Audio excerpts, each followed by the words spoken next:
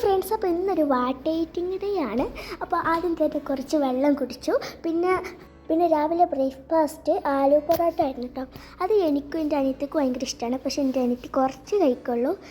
അപ്പോൾ ഈ ആലു പൊറോട്ടയ്ക്ക് ഭയങ്കര ഇഷ്ടപ്പെട്ടു. പിന്നെ ഒരു 12 മണി 11 മണിയൊക്കെ ആയപ്പോൾ ഡൊറിറ്റോസ് ഇരുന്നു. അത് സ്പൈസി ആയിരുന്നു, പക്ഷേ എരിവൊന്നും ഇല്ലായിരുന്നു.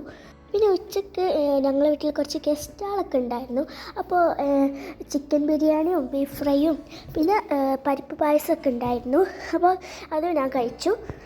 പിന്നെ ഒരു 4 മണിയൊക്കെ ആയപ്പോൾ ഒരു മിഠായിയും പിന്നെ ഓറിയോ ബിസ്ക്കറ്റും കഴിച്ചു.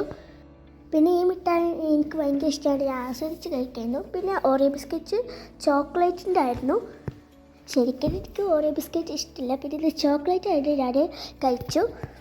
പിന്നെ രാത്രി ഒരു 7 മണിയൊക്കെ ആയപ്പോൾ ഞാനൊരു ഷവർമയും കഴിച്ചു. അപ്പോൾ ഇതാണ് എൻ്റെ വാട്ടർ ഈറ്റിംഗ് ഡേ. അപ്പോൾ അടുത്ത വീഡിയോ കാണാം. ബൈ.